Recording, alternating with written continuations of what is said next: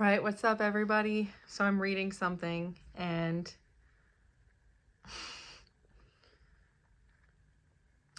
from one of my favorite books or producers of books, it's National Geographic. They just have everything you'd ever need to understand and learn about the world. But so I just got to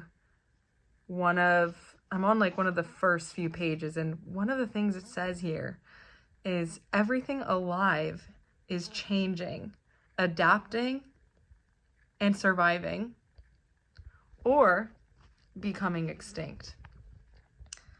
Now,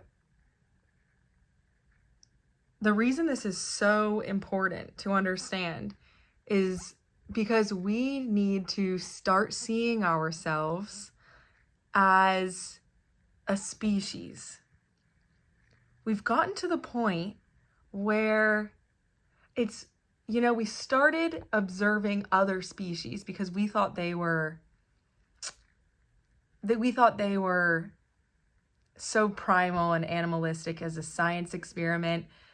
In fact, we actually weren't quite aware of ourselves. So we were studying other species. But now we've been alive on this earth as human beings, as a human race, and we're able to, this is a blessing. This is a blessing, but it will become a curse if we do not do anything about it. We can see now through disease, such as cancer and heart disease, obesity, that something is off and our population is dying because of it. Some may also argue that we're overpopulated. That's a whole other topic. What we know for a fact, we're speaking about what we know is killing our people. Overpopulation is a 100% different topic that I don't want to even argue about right now. But we're noticing that we also have an impact on our environment. Now, we created these amazing forms of technology, such as cars and transportation, things like this, and they're important. We can get from point A to point B. Now, I don't have the answer. I have a few, but I don't have the answer to what would come next. But I do know for a fact that we need to start adapting to our environment. And I think the best way we can do that is actually reverting to older ways of living, such as walking more places. Basically, we need to save the environment or we will go extinct as a species. If it's not from the cancer, the heart disease, and obesity, which is killing us right now as a symptom, these are symptoms of Mother Earth's disease as a whole, bigger picture. It basically, think of it as a colony of mushrooms that have been plagued by some disease that are dying out because that toxin infiltrated their system and affected their whole population. They died out, they went extinct. That is small scale example of what's happening to our people. Our people are dying because we've introduced toxins into the environment. And it's serious. It's serious. And the reason I know it's serious is because I find myself, like others, trying to distract myself from this underlying fear and darkness I feel. And I've tried to understand it. I've wondered if it was my own grief. But when I sit still from loss, from losing my mother, I sit still and that pain is still there. underlying it all. And I know the first thing we need to understand that we were not taught. We were almost brought into this world as if we were, and I think honestly, television has a huge impact, as if we were just players in a game, a fake game. But that's not the case. This is real life, and it's time for everyone to wake up. And I think waking up is very scary for people, because it's scary for me too.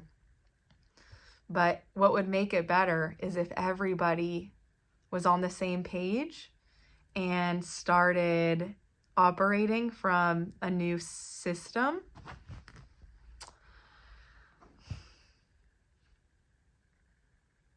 All I know for a fact is that small scale, our people are diseased, and that is just a symptom of the world is diseased.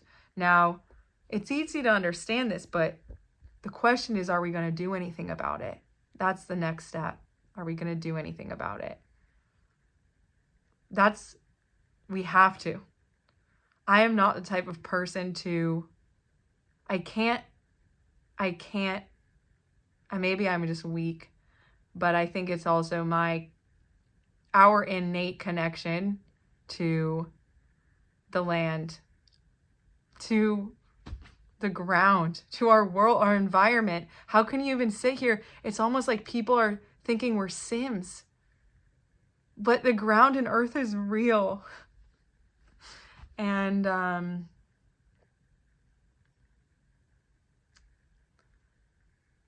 it's bizarre. It's bizarre what the human mind is possible of creating as their reality. But reality is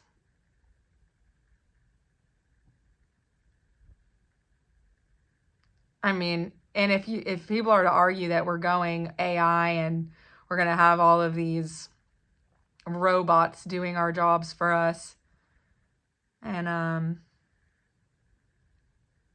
which is, that's maybe what they could be used for, to be honest with you, because no, that's actually not the case. I think certain type of work is good work.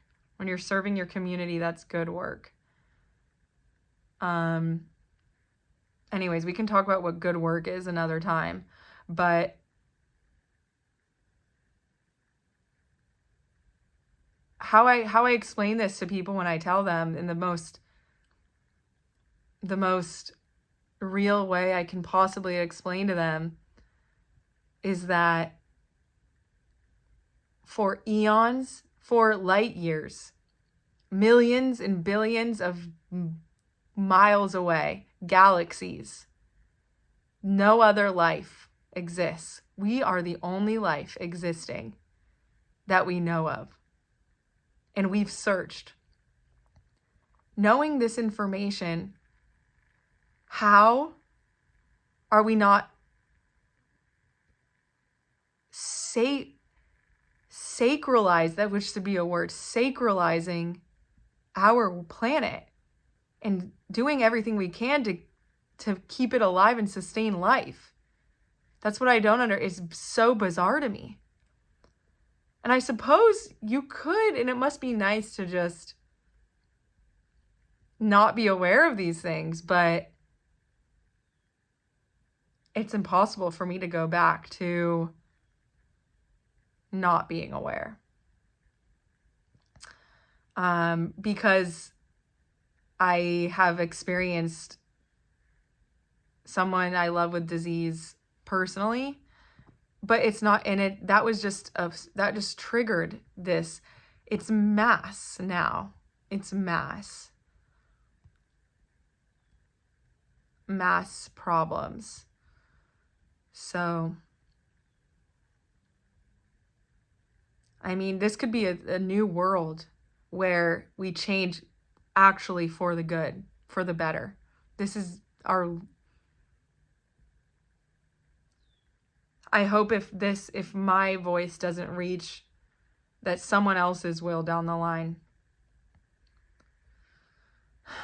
because I don't know why I'm the only person that seems to care on a grand level. I don't know how to get into the system and change it.